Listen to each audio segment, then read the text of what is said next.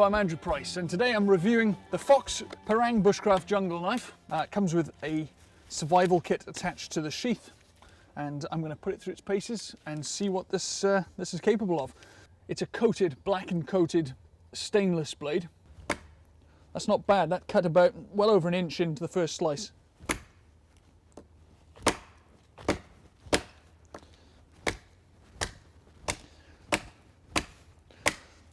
Pretty good. It's a good sharp edge. Now, a normal parang, 10-inch blade parang would have been through here by now, but considering the shortness of this blade, it's doing pretty well.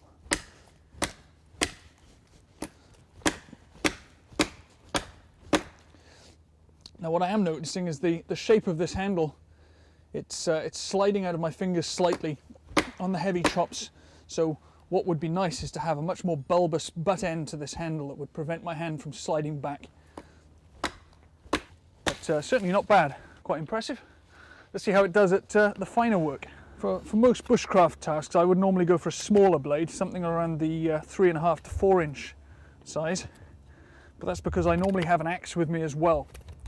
The axe is used for any of the chopping tasks. So if the decision is that you have only one cutting tool, go for the bigger blade, because you will have to make some compromises, but a big knife will be able to do the heavy chopping tasks and splitting and things like that.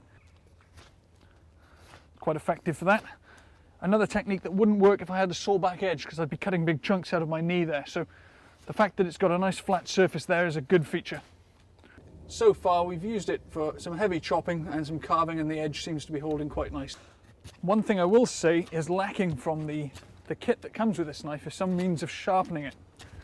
So obviously a knife is only as good as the edge it has, so if you have a knife with a survival kit on it but no sharpening tool, you're asking for trouble in the long term. Now, the survival kit, so like I said, the survival kit is attached to the sheath, which is quite a nice feature. Multi-positions here, good solid webbing, quite a nice design.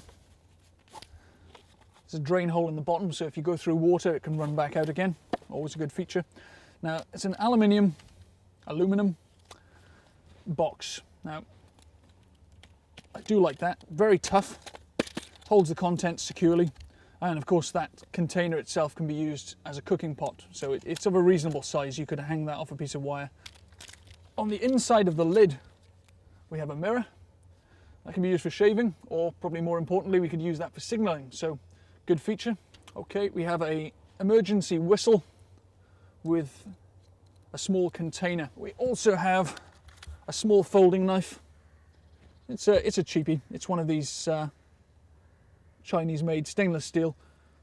I would probably want to exchange that for something like a small Opinel or another kind of quality carbon steel knife. But we've got the ubiquitous fire steel. Now, this is it's pretty much the standard in survival kits everywhere. Not great sparks off that, I have to say.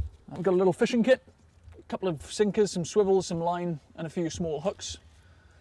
If there are fish in the area that you're in, there's a good chance that you can rig up a little worm deadline or something like that using this fishing kit, and there's a fair chance you're going to catch something. Right, one of the features of this survival kit is a wire saw, which is a really useful bit of kit, quite compact. Not as effective as some of the bigger options, like things like folding pruning saws and things, but a hell of a lot lighter and well worth keeping in a kit. Try not to break it. There you go. Bend it into position. That's quite rigid now. There's quite a lot of tension on that, and it's far less likely to jam if you use it in this way.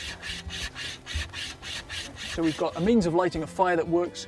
We've got an effective knife that can be used for chopping or fine carving work, and that's a really strong, very, very workable piece of kit that I would be happy to trust my life on.